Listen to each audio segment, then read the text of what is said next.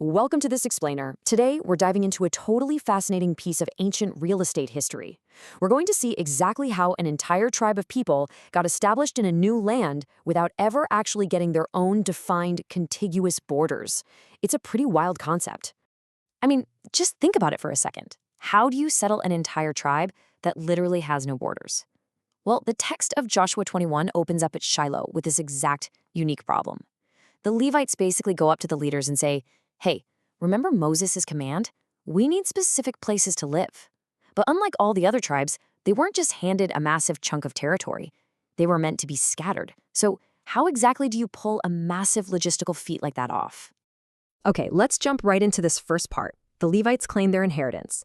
And look at this really unique solution. We're going to see how the rest of the nation actually stepped up to solve this giant geographical puzzle. Now, to make this work, the Levites specifically asked for cities with suburbs. But hold on, we need to completely redefine what that word means for a second. We are definitely not talking about modern subdivisions with perfectly manicured lawns and white picket fences. In this ancient context, suburbs were specifically designated pasture lands.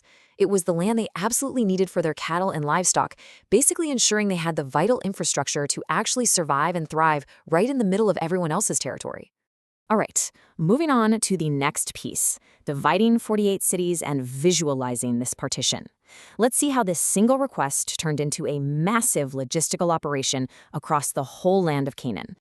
So the really crucial point here comes down to one exact number, and that is 48. Exactly 48 cities in total were carved out of the other Israelite territories just to accommodate these scattered Levite families. It was an incredibly decentralized, almost radical approach to managing tribal lands.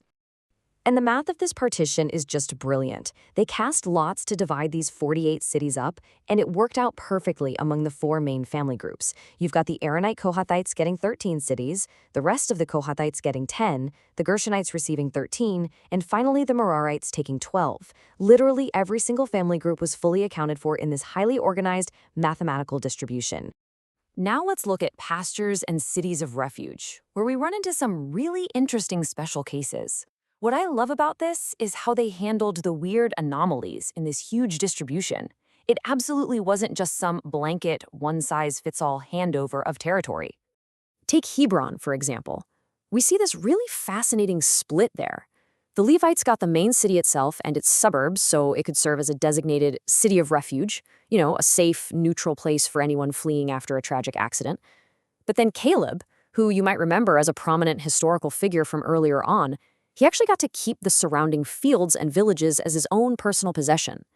It's just a perfect example of shared land use, perfectly balancing the sacred duties of the Levites with the established historical claims of an individual leader.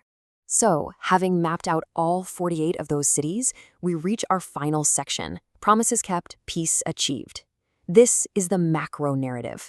The text suddenly zooms way out from all those micro details of local land distribution to give us this sweeping, honestly awe-inspiring summary of the entire conquest.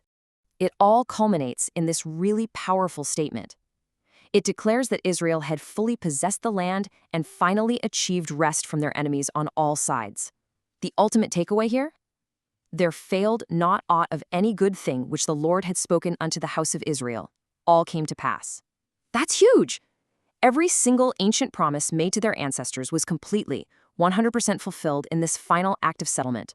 As we wrap up this explainer, I really want to leave you with this one thought to chew on. If 48 scattered cities could bring peace and a true sense of shared responsibility to a divided land, what does that actually tell us about the power of shared infrastructure over walled borders? It's a brilliant look at how this incredibly unique, decentralized system didn't just settle one single tribe. It actually unified an entire nation.